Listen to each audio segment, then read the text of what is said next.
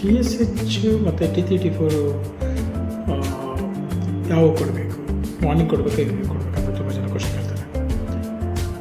ಖಾಲಿ ಹೊಟ್ಟೆಲಿ ಕೊಡಬೇಕಾ ಅಥವಾ ಊಟ ಮಾಡಿದ್ಮೇಲೆ ಕೊಡ್ಬೋದಾ ಅಂತ.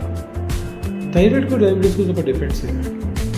ಥೈರಾಯ್ಡು T3T4 TSH ಅಮೌಂಟ್ ಎಷ್ಟು ಕೊಡಬೇಕಂದ್ರೆ ನೀವು ಖಾಲಿ ಹೊಟ್ಟೆಯಲ್ಲಿ ಅಥವಾ ಊಟ ಆದ್ಮೇಲೆ ಏನು ಚೇಂಜಸ್ ಆಗಲ್ಲ. ಡಯಾಬಿಟಿಸ್ ಎಲ್ಲಾದರೂ ಆಗುತ್ತೆ, ಖಾಲಿ ಹೊಟ್ಟೆಯಲ್ಲಿ ತಿಂಡಿ ತಿಂದಮೇಲೆ ಬೇರೆ ಆಗುತ್ತೆ, ಬಟ್ ಥೈರಾಯ್ಡ್ ಆಗ್ತಿರಲ್ಲ. ಸೊ ಊಟದ್ದು ಏನು ರಿಲೇಷನ್ ಇರಲ್ಲ, ಖಾಲಿ ಹೊಟ್ಟೆಯಲ್ಲಿ ಕೊಡಬೇಕಂತ ಏನಿಲ್ಲ.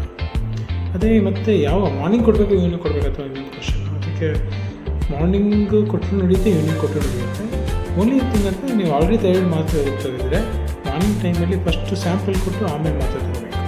ಈವ್ನಿಂಗಲ್ಲಿ ಕೊಡೋದಿದೆ ಏನು ಪ್ರಾಬ್ಲಮ್ ಇಲ್ಲ. ಮಾರ್ನಿಂಗಿಗೆ ಮಾತ್ರೆ ತೊಗೊಂಡಿರ್ತೀರ, ಈವ್ನಿಂಗ್ ನೀವು ಅದು ಮಾತ್ರೆ ತೊಗೊಂಡಿದ್ರೂ ಸ್ಯಾಂಪಲ್ ಕೊಡ್ಬೋದು.